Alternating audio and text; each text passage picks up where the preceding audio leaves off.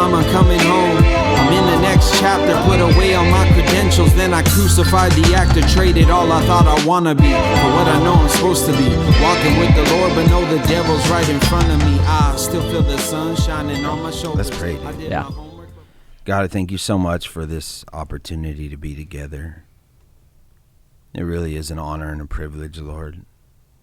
I think of how many people who would just love this opportunity, and we never want to take it for granted. We thank you so much. We ask that you be with us, be in our hearts, Lord. Give us wisdom always. I pray this in Jesus' name. Amen. Amen. Amen. I've noticed we haven't, the last couple times we've just flowed right into it, and then we prayed at the end, and I was like, It's kind of dope like that. Yeah. I think that's dope for the guest because I do, you and me both feel the same way. Like you want everything to be done in prayer, you know, but I think that's more something me and you need to be praying. Like we need to pray before they come. Yeah. I think that seamless entry on the podcast, like they're not aware, removes the Anxiety, yeah. Bro. Like by the time their brain registers, shoot, I'm in the podcast. There's no time I'm gonna get nervous now. Like, you know what I mean? Yeah. And they're just like, oh dang, I've already been doing this and I've been comfortable. And I think that's like golden right there. I can even feel it right now, like the fact that we came around and like started officially. Like I'm not quite like when we were talking, I didn't know we were recording. Same thing, bro. Like we're talking about music, listening to music. You have that on the podcast, not that song. Yeah, now it's there. You can't have the that, new dude. intro. That'll be cool. I sent that funny story real quick, dude, with Nick. So last night, me and Max are torn on the bass on that song. Like. We love music, so like bass is always in the music realm with us. So we think of it like an instrument, like a bass instrument, right? Which does this well usually for the kind of music we do. But what I've noticed is like because I make rap, like what I notice is when I show people my music, like they're usually the ones that really love it are like fans of hip hop, like they love rap. And I've gotten this comment multiple times, like. It'd be dope if you put a little more bass on it. And I'm like, yeah, I guess it would. Like I listen to a lot of other songs that I really like. And I'm like, yeah, they do hit a little harder. So does that bug you when someone says that? No, I think it would have. I think it would have when I was more of a self-conscious artist. So like when I also want to credit like the multiple things that are going on in my life that remove that feeling. Like there was a season when like music was all my identity was. And so then it felt like when someone's, you know, crapping on like your art and that's all you are, it feels like you're getting crapped on, you know, like you're like, but, the most important thing to me is ministry, bro, like teaching. So like it doesn't affect me. And then I always have to like consider who's saying it. Yeah. Like I go ahead. No, because fans of music is a little bit higher than people that aren't even fans of the style of music. Yeah. So then, like, if you're not even a fan of that style of music and you're not even a fan, you know, then your opinion is going to be really low, you know, on my like scale. Yeah. But then if you're a big fan of music, then your opinion goes a little higher, but still not as much as other people who create music. Or other people who have very highly respected opinions on music, in my opinion. And then their words mean a lot to me. You know, like I have conversations with Brendan McPeak, and like if he tells me like, dude, it would sound way doper if you quieted those drums down a little bit. Like that's going to mean more to me. Right. Not only because he's a fan of music, but because he's a creator of music. And even at that, if somebody is only a fan of a certain genre, I also like lean back a little bit on their advice because they're like stuck in a zone. Like some people only listen to hip hop, they only listen to rap, and like so they have a funnel in their mind like rap should hit hard, like rap should be like boom, like heavy bass, like it should be bars, and it should make you like want to bob your head. Mhm. Like, and to me, I'm like, that's not why I'm making rap at all. Like, I'm not trying to just do bangers only and like the kind that you want to hear. Or the worst is like, oh dude, this one would kill at the club. Yeah. Like, to me, that's like the furthest thing from what I'm Right, trying to do. right. Like, I'm not trying to make joints that kill at a club, you know? So to me, like, that doesn't mean anything to me. Yeah. Like, oh, this would hit a lot. Or like, you know, I feel like you should double up the tempo or whatever. It's like that's not my audience. Like, that's not what I'm creating. You know what I mean? So yeah, I used to, whenever I created with something, I would wait till like the 5th draft before I ever showed anyone, because I learned right away, as soon as somebody hears your first draft, that's like their initial response to it is gonna affect every single response after that. Where they're like, their initial thought of it, usually what I found is kind of like, oh, like if they're like, oh, it's okay, like it won't get too far away from that, unless like you drastically change things. Then they're like, whoa. But like, besides, I've always been very like hesitant. Like when I'm creating something, I'm like, okay, let me wait till I feel like I want to get it to a point. that's interesting, dude. There's also another avenue that I've kind of discovered. Like, sometimes you're not ready to hear something either. Like, as a listener, like there'll be people who sent me an artist like, dude, check this guy out. And like, I'm like, I need to make sure that I listen to it in the right mindset, because if I'm like I might not be ready to listen to it, or I'll push play and like I'll listen to a good minute of it, and if I'm like, I'm not here right, I know what it's like to be there. I'm not here right now. I'm not enjoying this like for what I will enjoy it as. So I'll purposely sleep on it. Like, I'll just be like, I'm gonna listen to that later. Or like, I'll do that with like movies too. Like, if a documentary, like sometimes I'm in the headspace where I could watch a document. I love documentaries, and if I'm in that mindset, then I want to see it, you know. But if I'm not, then I don't. Same thing too with like independent films, like slow paced movies. If it's not, I'm not in the right headspace, it's not time for me to hear it. There's been times like, okay, perfect example, Andy Mineo's newest album. Nick told me that it was fire, and like I put it on. I got like 3 songs in, and I was like I wasn't feeling it. I was just like, I don't know. I just not. And I'm a big fan of his work, his art. And then like a month later, I heard it again, and I was like, dang, this thing is fire, bro. So sometimes like songs have different, and then you have the element of like initial impact versus like stuck in your head impact. Like sometimes like, you know, this about radio songs, if you hear a song like, that sounds so stupid, dude, and then like a month later, because it's been on repeat, like it's like in your head, you're like, oh, that's kind of dope, you know. Like I felt like that with one of Kendrick Lamar's songs. Like when I first heard it, I was like, that just sounds weird. And then like way later, I was like, dang, that's kind of dope. Yeah. So I feel like that too when I like make music. I keep all that into consideration. I'm like, do you ever get like that with, or did you? I should say. I don't know if you would still go through that, because I sometimes get like that with my studies, dude. My Bible studies. like in what way? Like once as I'm writing it down, I'm like, I feel like I'm in the zone. I feel like, dude, this is good. And then when I go up there and I teach, and then sometimes I feel like it kind of just doesn't hit. And then afterwards, you just, you know, like, okay, like let me preface this by saying, like, you know, it's like, okay, like it's God getting. Oh, we don't even got to go Yeah, there. Like, yeah. I mean, I'll hope if anybody's listening to this, like me and you know, like that the lasting impact power is what God's doing through it. Yeah, I know exactly what you're talking about. You're talking about like, but still being a deliverer of the message. There's still an element of oh man, like I sometimes get a little just self-conscious afterwards of like, okay, what I need to do next time is X, Y, and Z, so that way I don't go through that feeling again or something like that. Yeah, you know? so I used to deal with that a lot more than I do now, and I'll tell you what I've learned, like what I've changed, like, so because I'm like a creator, so like with music or whatever,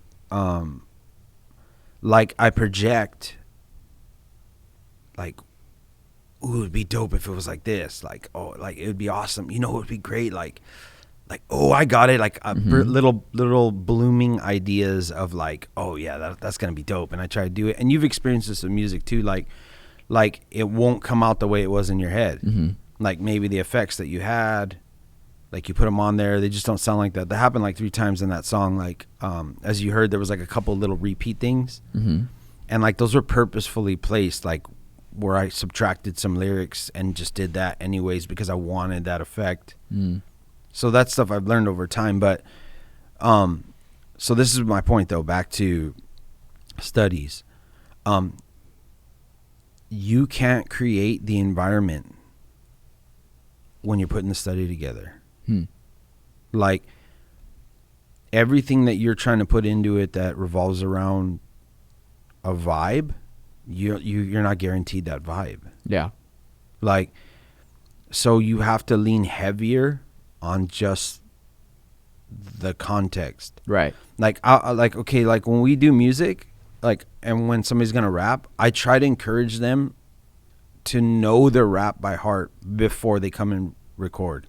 Not that I don't want to see them with their phone out, but because I don't want them to be focusing on reading instead of focusing on delivering. Yeah. Right. So in likeness, when you're putting a Bible study together, you need to know your content. Like you need to know your content so well. And I'm not saying that I didn't know my content before, but what I'm saying is subtract the idea of how this is going to hit. Right. And just focus on what this is about. Like what this scenario is about. Yeah. And when your focus 100% is on what this is about, then that's rooted deep in your heart. Like that's what you know this evening. Like that's what these people are going to know about this evening. Yeah. And then when you stand in front of them, you begin to work off of the vibe that's actually there. Like when I say vibe, I mean like who came. Like sometimes the conversations leading up to the Bible study set a tone. Sometimes, you know, I don't think a lot of people are going to always understand what I'm saying right now, but it's still true. Like to me, a room is like a shade of color. And it's not just because it's that room, it's because of who's in that room, because of what time it is, what season it is, what the people in that room are going through. I believe affects the tone, the color tone in that room. Yeah. And so as a servant to people's souls, like you're there meeting their needs. And so I think some ministers get so carried away in that that becomes what they do.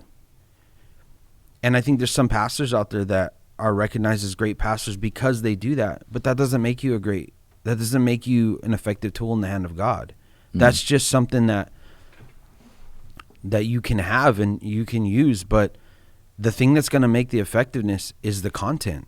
Yeah. Like is the text content. So like, you know, you got to have the content of the text in like at the forefront of what you're there to do. Right. And then the vibe and the delivery and how this is going to hit or how that stuff you can't project it ahead of time the night before or the week of while you're sitting down. Dude, it's been every once in a while I've gotten lucky, dude. Like it used to seem to work better if I was going somewhere where it was like all dudes, like a men's study, or at a home, like at U-Turn or something. I'm going to go to U-Turn. Then when I'm putting my Bible study together, it seems to be a little bit easier to accurately project what's going to be there. But when you're just spending time with the same people, like they've become the sheep that you're ministering to, and there's a consistent group of people always there. Or there's going to be some new people coming that you weren't sure if they were going to be there. You didn't know they were going to be there. They are going to affect the color tone in that room. Yeah. And so everything that you projected in your mind as to like how like what you're saying is going to hit, and it's like impossible. Right. Yeah. Is that making sense? Yeah, What it I'm does, saying? absolutely. Yeah, I got to experience recently too, having to pull back from what you're saying about the way I was thinking it might impact when I got to teach for a bunch of Chileans on an online I conference. saw recently. that, bro. Yeah. That was crazy. It was pretty cool. Did you speak Spanish? I didn't get to watch the episode. You know what? I did. No, no, I didn't speak. I don't know Spanish. Okay. But my father-in-law translated for me, and it was first of all, it was really cool. Dang, that's crazy. To ask him if he'll do that. Yeah, and he was like so joyful and happy to do it. So which was cool. So we had a cool moment. Like, well, first of all, so we were planning Lisette's surprise birthday party that same day that I was going to be teaching. So before he put out a schedule, I asked Seba, who is Sebastian over in Chile, who was getting this whole thing organized. I was like, hey, like, what's the earliest time I could do it on Saturday? And he's like, well, for you, it'd be a 5 a.m. slot because we start at 10:30. And I was like, all right, I'm down. I didn't want to I didn't want to push it so much to get it all complicated for him, you know? So he said 5 a.m. and I was like, I asked for an early spot. Yeah, I'm down. Yeah, I'm down. I'm not going to try to like make him rearrange all these different pastors to speak. And I was like, yeah, I'll do it. And so I asked my father-in-law, hey, can you translate for me? I'm going to be teaching for this Chilean conference. And he's like, oh, yeah. He's like, I was like, before you say yeah, let me let you know it's at 5 a.m. that we're going to have to be broadcasting over Zoom. And he was like, oh, no, that's fine. Like, I'll wake up early. He's like, I'm okay with that. And I was like, okay, cool. So it was a cool experience because we were both like waking up at 4 a.m, get some coffee going. I'm like, hey, how's it going? Try to get my voice ready. And then we sit there and we're like just in front of the computer in the kitchen. And I got to experience what it's like giving the context without impact, of like without the knowledge of tone, impact. Yeah. without the tone of like, oh, like I'm gonna say it this way. And then he would kind of vibe with me of like, if I said certain things a certain way, I could kind of see his emotion go into it. But really it was like, for the people who only spoke Spanish, what he was giving them was like the message. And the cool thing was like at the end of it, they had like 2 hosts who were also part of it, who would talk back to us. So during the study, they kind of disappeared. And at the end of the study, they came back on. And the guy was like, I loved how in your study, you gave us 4 things of what to do while we're suffering. He listed all 4 things. And then he started going through other points. And I was like, oh, snap. This guy was a student. They were like taking notes. That's dope. And actually. it was cool for me to realize like, okay, it, like you're saying, the content is very important. It's like probably one of the most important things, apart from the Holy Spirit moving through, is having that message that is delivered to someone. And I saw that and I was like, wow, okay, that was cool for me to experience that, first of all. Dang. Yeah. Yeah, you know, one of the things that is the most frustrating, and I've seen this in like professional interviews, like I've seen like YouTubers that are like dope do this, and it drives me insane, bro. Is when someone asks you a question and it's a proverbial like Sal, I really enjoy you doing this, you know, I love how you do this particular thing. Can you talk a little bit about that? And then you're talking to me, right? And you're like, yeah, well, and then I go like this. Right.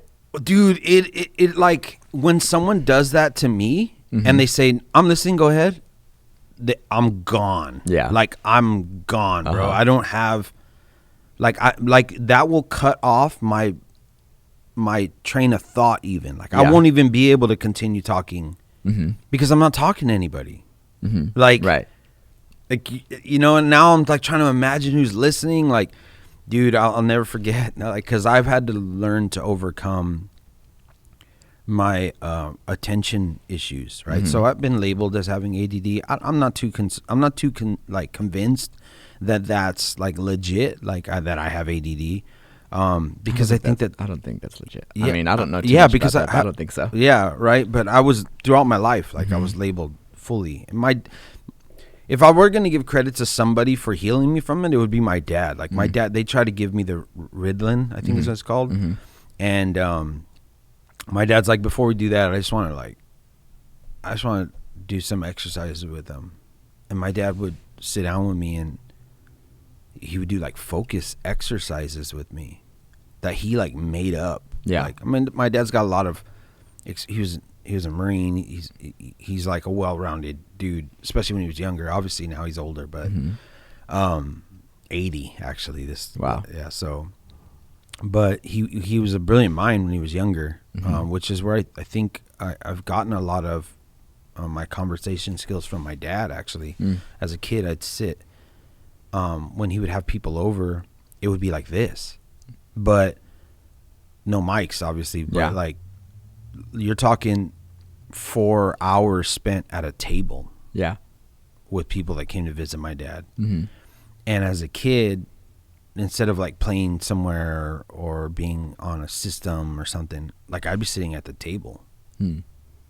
Like, even if I had nothing to say, I'd just be tripping out on like unpacked ideas and like my dad like communicating like wisdom to people, and like his wisdom was just like practical, like what he learned throughout life. But anyways, so when I'm talking to somebody and they like, I have to communicate like my thoughts. So that's what I was getting at. So I had to learn to really overcome my ability to maintain what I'm saying without those things destroying me. Because as you know, in a Bible study, you can't help a person doing that to you. Yeah. Right. And it's the most frustrating thing for me as a person. Like, and this is just me being transparent. Like when I'm teaching, when that's happening, because I can't continue. Like in my mind, like we're having a discussion almost even when I'm teaching. Yeah. So when someone's like looking at me and listening, like I'm going, when they stop, I literally feel like, no, go ahead, get it. Like, like the way I do when someone's getting a phone call.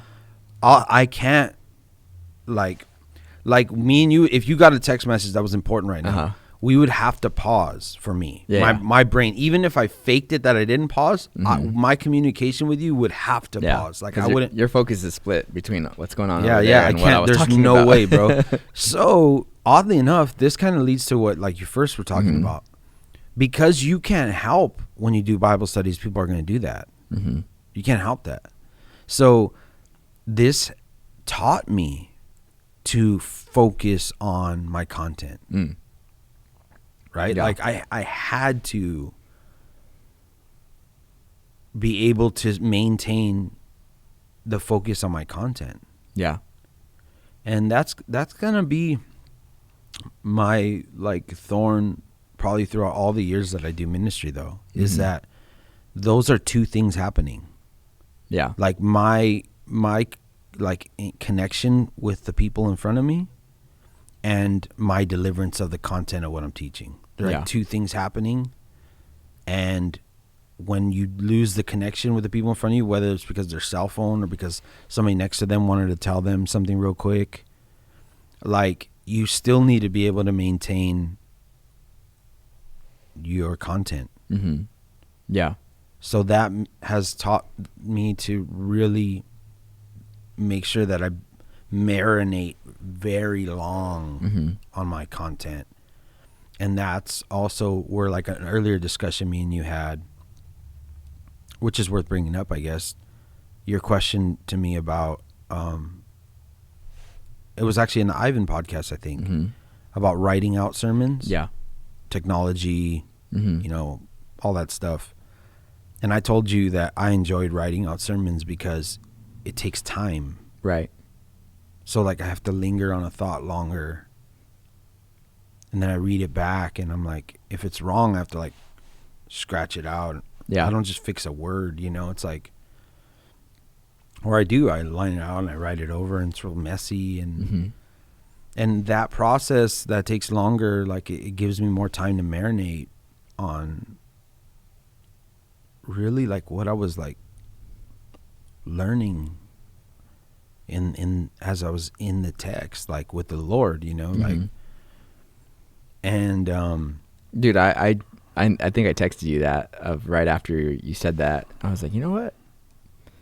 These next few Bible studies, I'm just gonna write them out. Let's just see what happens.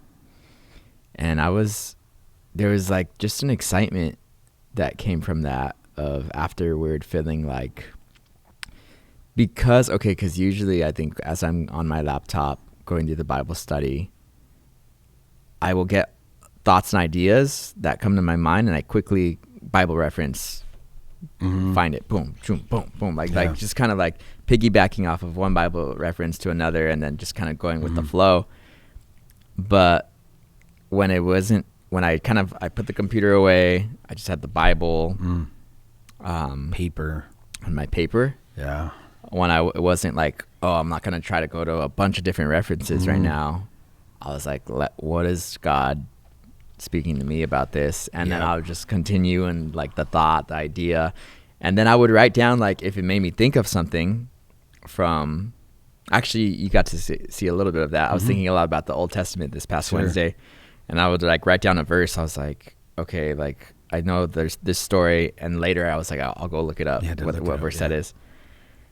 And it definitely made me feel definitely more connected to the content or the context. Like, and I felt really good. And then afterwards, though, I think the next step for me then is, because I write like a fourth grader, is to then translate that of what I've written into like a an computer. iPad. Yeah. Because I think that's helpful. And then there's like the practical side of like technology in front of you while you teach. Like it's very seamless and clean, and you can organize it to the degree that you want it to be organized, So I always want to make sure I make that clear. Like I don't have like an agenda against technology, like at all. Like obviously that I make music. Like I love everything, production stuff.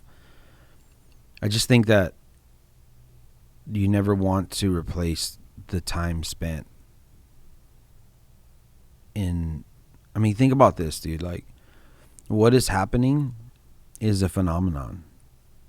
Like, it never existed in the history of humanity until the Holy Spirit was given. Jesus said, you'll be able to do greater things. I always tell people this, like, we document, I think you've heard me say this, maybe not. We document monumental chapters in history revolving around Christ, like the birth of Christ. Monumental. Like, life would never be the same. He showed up. The creator of the universe stepped foot in the creation.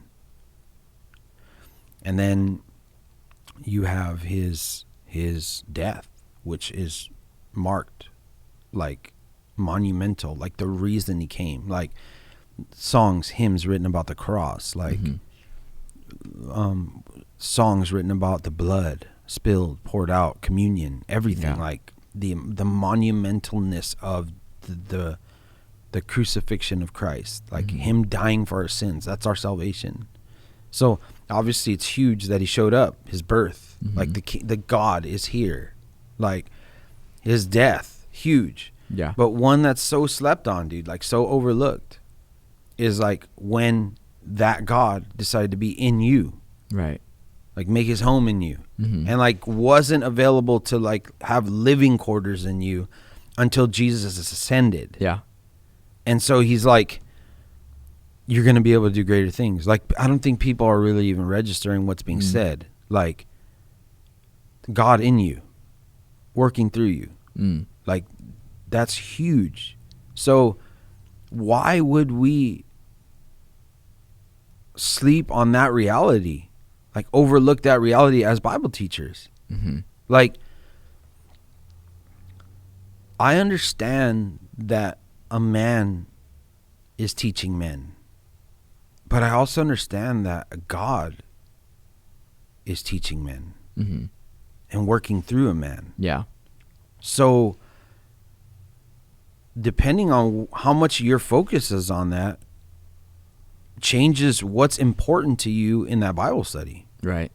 right? So like even as like a person that's coming up as a teacher, like you're still learning and you feel like you're honing your craft, and that's an encouraging thing. I hope that never ends for me, like that I'm constantly looking at, you know, the way I put Bible studies together, or like learning, like being taught from the Lord himself and from scenarios and from different groups that I get to teach in different chapters of my life. You know, like right now I'm being heavily impacted by the fact that I teach my dad every Sunday. Yeah. Like there's things that are happening to me because there's no performance available for your dad, like for the people that raised you. Like you experience that a little bit with your dad, like, Yeah. and therefore you're encouraged when there is something supernatural, spiritual happening, because you're like, dude, this isn't me. This can't be. I'm his son. Like you know, how can a son impact a dad that way? Yeah. That authoritatively, you know? So when you're putting a Bible study together, you have to surrender to God as he teaches you who he made you to be. Like your gift might be academic. Like you might be a person whose mind works like I feel like that when I watch Eddie Sahakin teach, because I'll like tune in and watch him once in a while. And like the way his mind works with simplifying complex text. And it's like he renders it and renders it and renders it and renders it down to like something very simple, which still holds all of the impact and truth of everything that's in that chapter. And he's rendered it down to a simple, repetitive thing that a person can walk away and have in their heart and their mind. Like simple. If I do this and remember that the Lord is this and this and this, it impacts my life. Yeah. Like you can walk away from one of Eddie's studies and be able to have like a card with a sentence on it. Yeah. Like 4 different cards that will affect your life. And I'm blown away when I see him do it, because I'm like, dang, that's different. That's like I recognize it as like different than myself. Like, and yet I see how impactful it is. And yet I can't just say like, I'm going to be like that more. I don't get to do that. Like I have to surrender to the Lord and ask him to teach me how I can be more effective in his hands. Right? And so that's what I've been doing for these years. Like our conversations with each other over the phone, like my conversations with Nick, or my conversations with my friends or people that call me, you know, that's like years of like learning, like, you know, so many things I would have said before that I won't say now, or so much focus that I would have been on before that I'm not focused on now, you know? And so that like me as a vessel is refined in the time I spend with the Lord, the time I spend in the Word, and the time I spend doing what he called me to do. Yeah. Like teaching, you know? And so it's kind of crazy though. And that's what I'm trying to share with you though. It's like you can't really look at someone else and say, dang, sometimes you'll find that is happening. Like you're like, oh dang, it's crazy how like I'm seeing things in myself that I've seen in other teachers. You know, like I'm seeing that's happening to me. And I think that does happen a lot with teachers and students, because like the Lord brought, like you gravitated towards each other in the first place. Yeah. You know, so there's teachers that people think are phenomenal. Sorry. And then I'll listen, and I'm just not that into that, like what they're doing. And so not that I'm like, oh, I don't like those kind of teachers, but I'm not gravitating towards that, what they're doing. And so I expect it's that way, vice versa. Like there's probably some people that they would hear me teach and they might not feel it that much. They won't gravitate towards it. Like they won't feel this thing to like, dude, hey, can I get your number? Like, hey, think we could go get coffee sometime? Like, they won't feel that Yeah.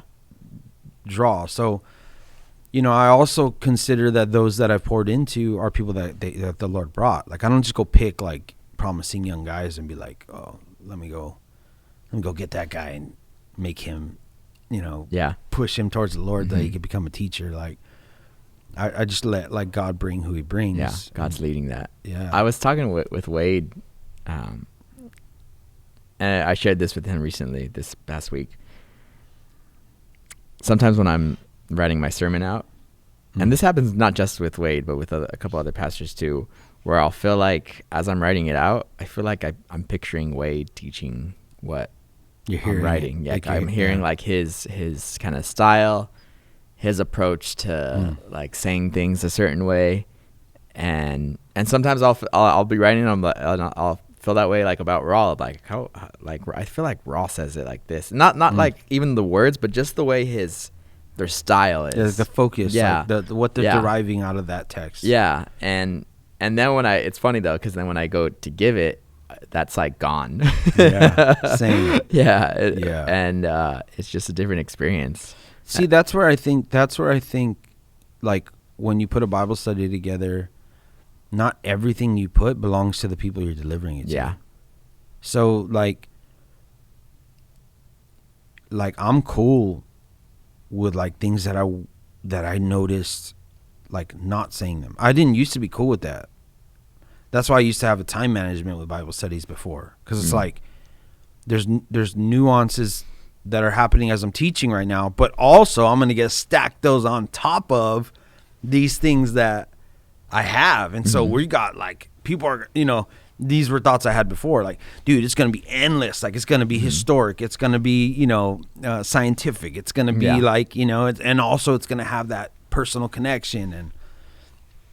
And really those are foolish thoughts, because like, that's where you start to look at like a performance. You're not focused on what God's doing and you're not focused on them. You're focused on yourself, you know? yeah, And so I'm cool with like 50% of the stuff that could have been said not being said. yeah, Like, I'm cool with that. Like, you know, as long as I know the text, like, I know what Jesus is talking about.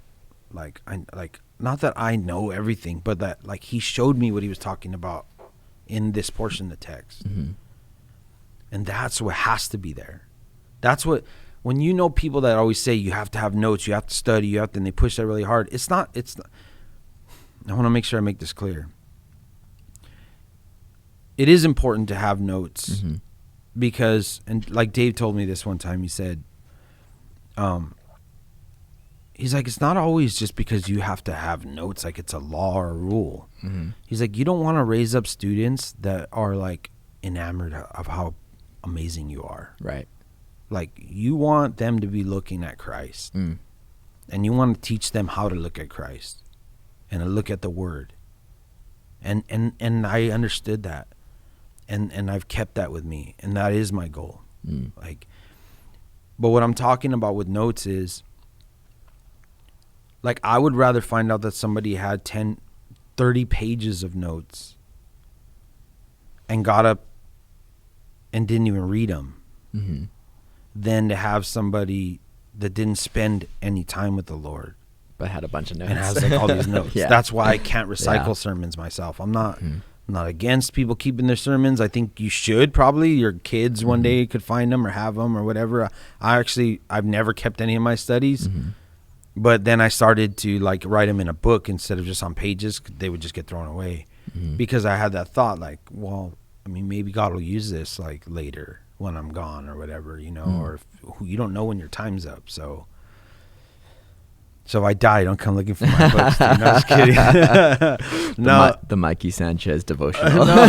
I mean, it's just you just think like, why be foolish and throw that away? You know? But I still don't recycle sermons. Like I will never. I don't want to say I will never, because who knows what will happen in the future. Like if I lose my mind or I don't know, whatever. But I to date have never like went and looked up my Bible study on this and pulled it out and retaught that. Right. And when I see a young man that's like learning, like that has the calling, I don't encourage him to do that. Right.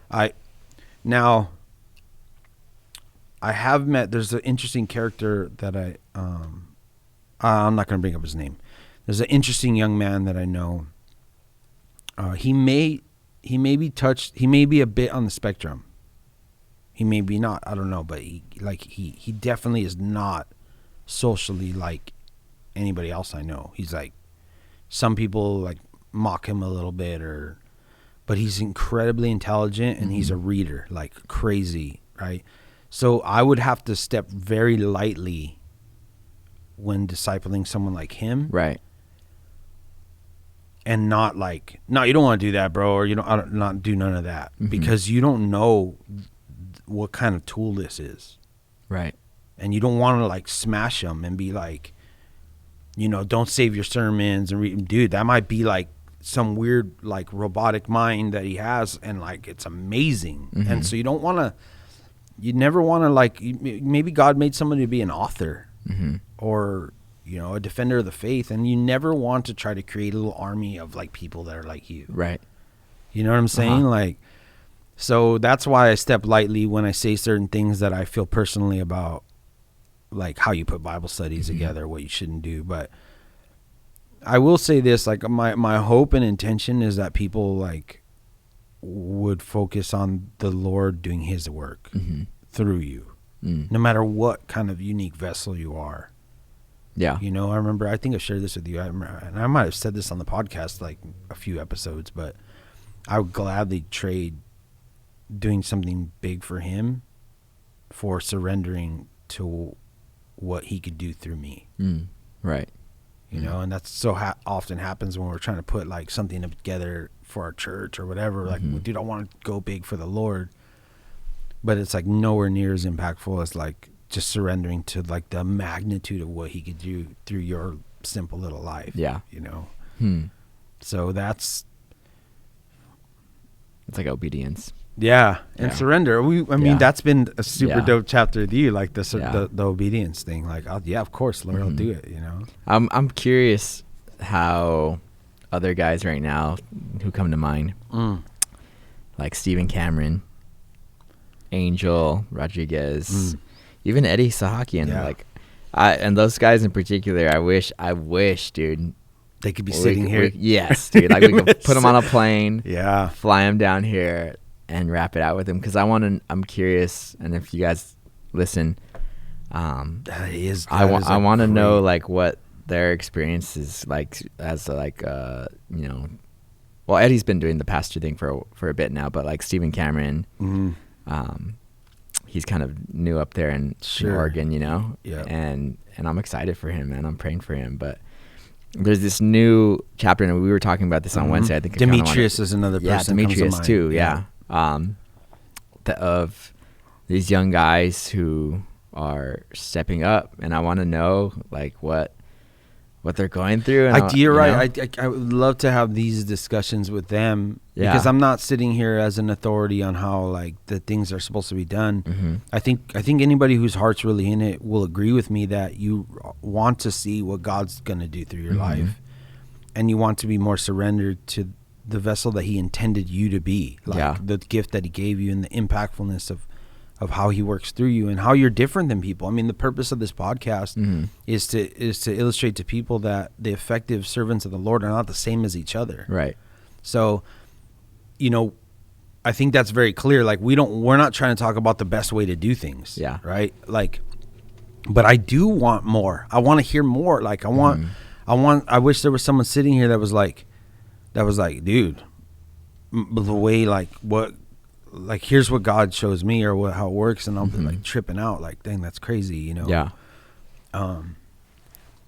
I fully believe that God is preparing the next generation of leaders, and one of the things that I believe is so true is that nobody that's mimicking will last. Like if you think that you like saw a recipe and you're gonna mimic that, like, you basically are like telling the Lord, like, I don't need to be on my knees to ask you to show me what I need to do. Right. I'm gonna just rest on what so and so showed me I need to do. Yeah. And I'm gonna go with that. Mm. And here's what breaks my heart about that is that's third party relationship. Right. You know, like you're hoping that this person heard from God for you. They gave you the formula to or succeed. to hope that the voice of the Lord that came upon their ears was for you. Just hoping that. Just hoping that. Just banking on everything that you're called to do on that alone. Right. Instead of going to the Lord and being like, I want to hear your voice. Like, I want to obey your words on what you want me to do. Yeah. Right? So that's I'm excited that the Lord has given me favor and relationship with so many guys that I see the hand of God in their life. Yeah. Like, I'm like, dang. And there's some that are out there right now that feel like they're on the ground. Like they feel like discouraged, and I could see the hand of God, dude. I could just see it. I'm like, bro, you keep your eyes on the Lord, bro, and watch, like, you know. And so what a blessing, dude, the relationships that we built. I mean, Angel, you know, Demetrius, Steve Cameron, Ivan, yeah, dude, like, it's crazy to me, like, to be like, oh, it's crazy, like, building relationships with these guys. Yeah, I do. I love the fact that this podcast has enabled me, or kind of encouraged me, to reach out to them more and to hear from them and to hear their stories. And as I look at like what's coming in this next chapter, it's kind of interesting because this year for me was a year that had a lot of new doors opening. Marriage, like big one. Opening this church. Yeah, big one. And there was, coming up to the year 2021, a lot of excitement, a lot of like, you know, okay, like, yeah, and then moving. I mean, because when you say marriage, that's like multiple roles. You're talking about what it means to be a husband, what it means to leave home, you know, and that's all crazy. That. Yeah. So 2021 for me, going into it, I knew, okay, there's going to be a lot of change, but all the change seemed like, to me, like exciting things, like things I looked forward to. And now 2022 is coming up, and just kind of thinking about it of like, okay, what happened this past year? What's going to happen next year? Yeah. And I was talking to Max about it recently, and I just feel like, dude, I feel like now God has me in this new role as a husband, pastoring Redeemed Church, and I feel like the Lord just wants to like now like teach me how to do it.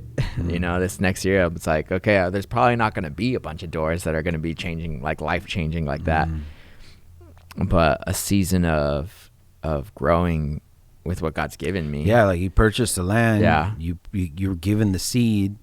You're given everything, that the roadmap of how to do it. And now you just gotta plant the field. You know, you gotta just do it. Watch it grow. How do you watch stuff grow? Right. You know, like, right. And it also too, I like the fact that I see God giving me that lesson of not always looking for the new thing in life, of like, oh, what's gonna be the next best thing in my life, but it's just, this is where you're at, like, stay there, just grow. And honestly, it's like, I mean, thankfully I'm in a season of just blessing, like right now personally. There's a lot of tiresome days and things like that, but God's good, man. Yeah, there's nothing, to me it's been super exciting watching like the Lord open up these doors for you, and to be like, oh dang, like to watch something be a seed, you know, like a person, and then to watch them like grow and then become like a tree. It's like that needs to be watered and then that provides shade and nourishment. And it's really an awesome like privilege. I hope other men who are leaders aren't overlooking that, because it's so awesome to see. Like God gave you people that you watered, and then they grew, and then eventually you find yourself sitting under a tree, you know, eating a fruit. And it's like you got to watch that whole thing happen, you know. Yeah. So I don't know. I hope I would encourage like guys who are pastors and stuff to like really stop and pay attention to how awesome that is. You know, instead of just wondering like what they're gonna get to do next. Yeah. You know what I mean? Like, cause that's awesome, dude. That's like, I live for it. And every once in a while I'll meet another like a young man. I'll meet them and they'll show up and they'll be like talking to me, and like I'll build a relationship with them, or they start hitting me up online, or they're like sending me text messages all the time back and forth, and they call me once in a while like, hey dude, like I was thinking about, and it's funny like because I've seen it before, and I'm just like I wonder how long like this kid will be in my life, you know. Yeah. I had a couple conversations. There's people, I don't need to bring their names up, but Yeah, no, I've been seeing that too, as I'm looking at the Resistance High School Ministry over at Golden Springs. I'm looking at Scott's group of kids over there, and I'm just looking at certain guys who I kind of see they're calling. Yeah, a little bit. And I'm like, wow, like I wonder what they're gonna look like in a few years from now, or 10 years from now, or whatever, you know. Yeah, it's all interesting. I'm also too. I'm a little. I don't know if you want to talk a little bit about this right now, of like maybe what you want to start doing for the future of, in terms of like the podcast. Yeah. Yeah, I'll talk about it. If I seem like, because like I'm not sure how soon that stuff will be like kicking off and stuff. But I'll talk about it, no problem. So like my relationship with Max, you know, like he's my nephew through marriage. He's my wife's nephew. I met him when he was 9. And one of the things that's been very fruitful in my life and very challenging in my life is the people you have to minister to that you don't get to teach sermons to. Super hard for me because I work best through communication, like through talking. And sometimes you have people in your life that you don't get to talk to, because every time you're around them, life is demanding that you talk to others or that you deal with others. So all they get to do is just watch you. You don't get to forcefully talk to them. Right. You know, or intentionally, I should say, talk to them. Right. And that's not to say that I haven't had amazing long conversations with Max, but there's been more times I've been in his life where I haven't. Yeah. Like, you know, you're not showing up at his house like, hey, today we're going to talk about discipleship. Exactly. Yeah. None of that, bro. And that kid's seen me at my absolute worst because his relationship with me is through my marriage. So, like, the most difficult relationship that I've had to learn and adapt in is my marriage. And that's literally how he knows me. Yeah. Right? So so that's also what was so encouraging as he's walked in the right direction. You know, because I'm aware that you can push people in the wrong direction. This happens all the time with pastors, bro, and with their kids and their families. And you see these big pastors that, you know, that you feel like are dope, and their grandkids or their kids are just like talking crap about them or whatever, or people that know them best. You know, I'm not thinking about anybody in particular. I'm just saying that these things, you know, are out there. And so I was aware that, like, my marriage, like my daughter, like the kids in my life, like they are a tell of who I really am. And And so with Max, he's a super encouragement because, you know, I got to lead him to the Lord. He was about 16, I think, 15, 16, in his driveway, like in a natural conversation.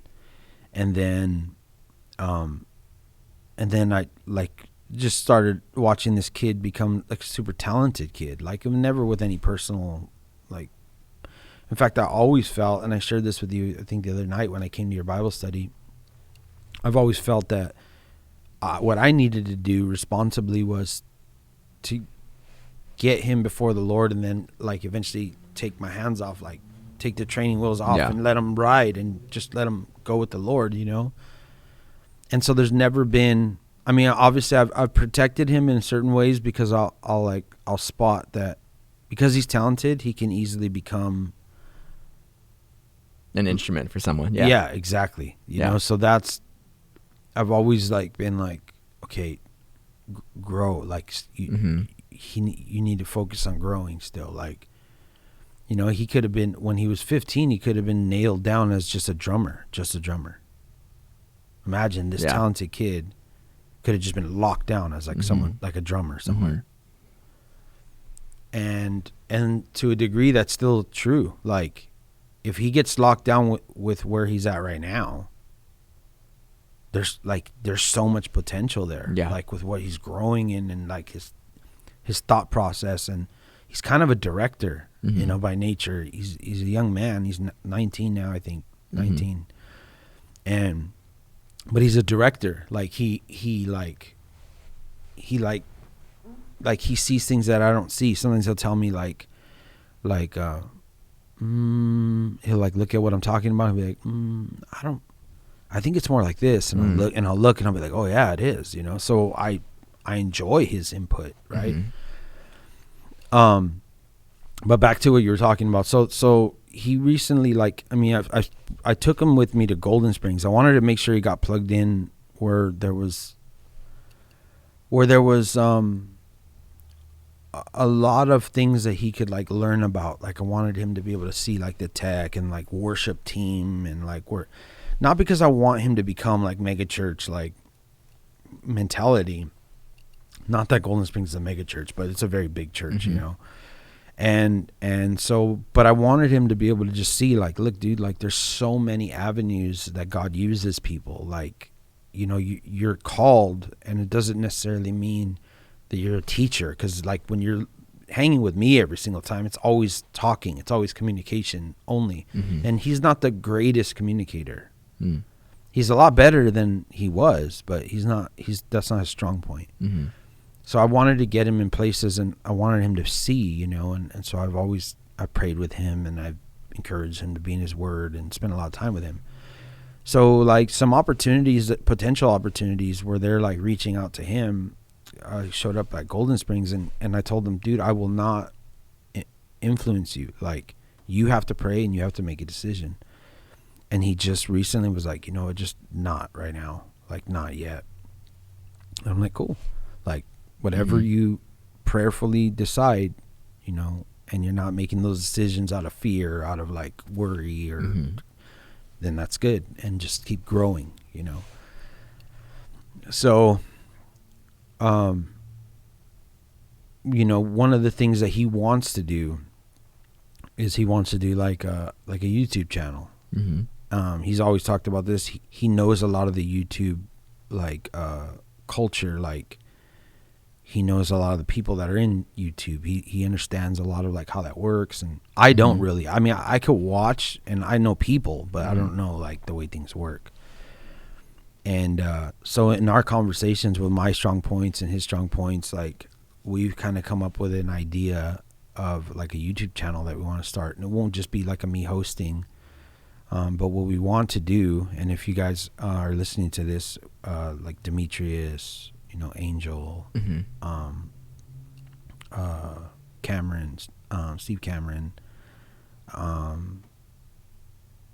who else did we mention? There's some other people. Eddie Sahakian. We want to create a platform where these guys edify each other the same way that K-Wave edified the body and didn't steal from each other's churches, but brought them all on a platform together. Yeah. And one of the things that we're practicing right now, as you know, is we're trying to get our video and audio down to kind of a science. Mm-hmm. Because as you guys know, when you're scrolling through Facebook, what have you, part of the difficulty is the inconsistency of like what you're looking at. Mm-hmm. Right? Like when you listen to K-Wave, you turn it on and you have like a host who says something like, today in 1 Corinthians, Pastor so-and-so will be, and it's like, it's going to be that. Sermon's going to come on, very clear, easy to understand. You have a time slot, how long it's going to be. Mm-hmm. So as an audience, not replacement for your home church, Yeah. but addition through your week or whatever, you have access to a consistent delivery that isn't like, this one's hard to hear, this one's really distracting the way it looks, like this one has a terrible worship leader, whatever, and I have to listen for 30 minutes to get to the teacher that I think is kind of dope, and then his mic cut out halfway through or whatever it is. Yeah. So we want to create a science of like simplicity and solid effectiveness to be able to then go to these guys. This feels weird because I'm like pitching it to them. I'm talking to them. And then show them like, hey, listen, like if you set this up and do this way, we'll do that for you. Like we'll show whoever's here, make it as simple as rendered down as we can. Yeah. And then eventually, hopefully, get them all on the same channel. Mm-hmm. And I really want to focus on the next generation of leaders. And that is not to say like, oh no, The old generation. Yeah, no, but because here's the reason why. Yeah. Is because there's people that are already more effective than what I can create. Like, right. They have a better video and audio. They have, and so they might not feel like I don't need to do. We have, whatever. So I'm not trying to pitch it, but I believe personally that it will grow to the point where it will be an asset for a ministry to be on it. Yeah. So that they'll be able to, and be on a platform. And my responsibility is to make sure that the people that are on this platform are like-minded, Right. and solid, and that other people that are on there are not going to worry that the people that go to their church, if they listen to the other ones, that they're going to be told something weird. And I'm going to take that responsibility upon myself, kind of, to make sure that that's the focus, that the word's the focus, and then to create content that goes on that also, that channel. And so that's like the goal right now. That's like the vision.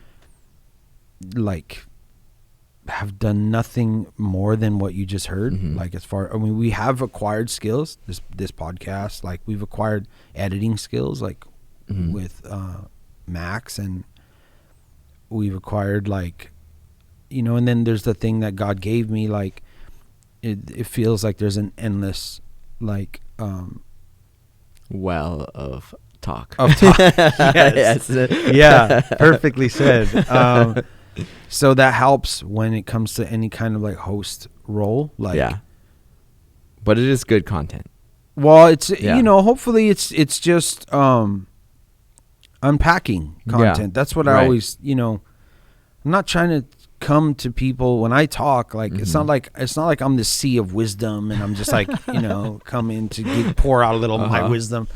Like, I have a mind that God gave me that I try to unpack. Like, I try to like look at something and consider it, and then, look at it through the lens, a biblical lens, like, a Christian lens, like a Christ following lens when I say Christian. Mm-hmm.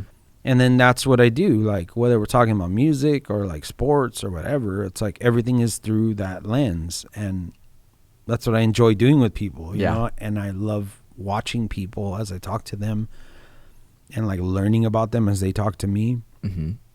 And that's what this podcast is all about. Like, that's why I want, lately it's been less about like, and you know this, obviously we've had this conversation, but it's been less about like what big names we could get. Mm-hmm. It's been more about like what people can we sit down and like do this with, you know? Yeah.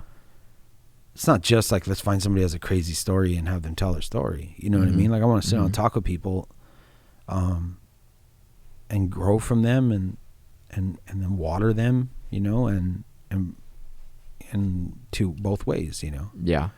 So. Yeah. I mean, do you feel like, let's just say, even if, whatever God wants to do with that, I think that's, first of all, let me just say that I think that's an amazing idea. I think that you should run with that. Yeah, I hope the Lord opens doors. Yeah, I hope the Lord opens doors with it. But as far as like where you're at in your walk, in your marriage, in your ministry, teaching with your dad, what is this idea something that you feel is like, dang, like this is kind of exciting. This is something that, or how do you feel? Like, if that does like start to come into it. There's obviously anytime I like, like even as an artist, like when you have a birth bubble thought, you know, it's exciting. Like, you know, because your mind is going. There's guys out there right now that I feel, it breaks my heart knowing how many guys out there right now are sitting on amazing ideas, amazing vision of like what they, man, if they had half a chance, like what they could do, would do, all these things they have lined up. And the only thing I'll say to that is like, you also have to surrender to the author. Yeah. You know, you can't,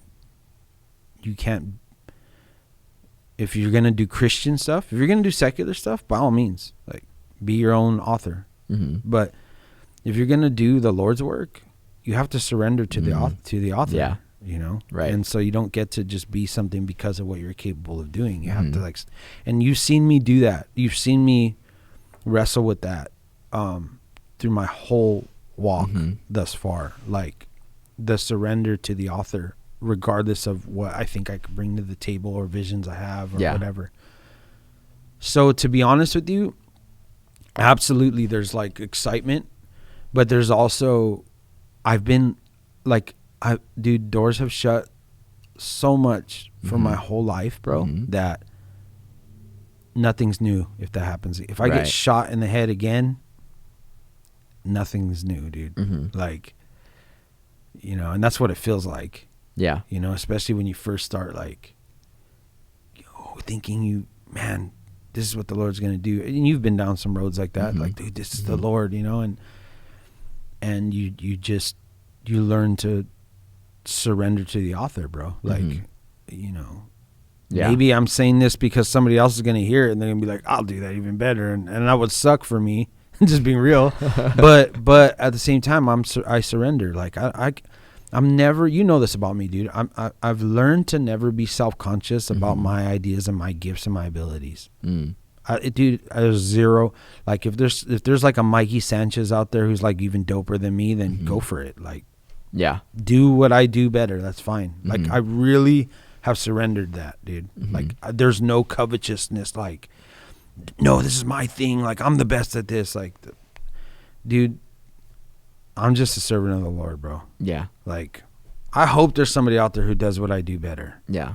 Well, I think, too, that's a very important encouragement right now for people. Because I feel like with everything that this world is coming to, I feel like there's a lot of people who have ideas that they're just scared to put them out there. And I feel that it's a time where people need to step up.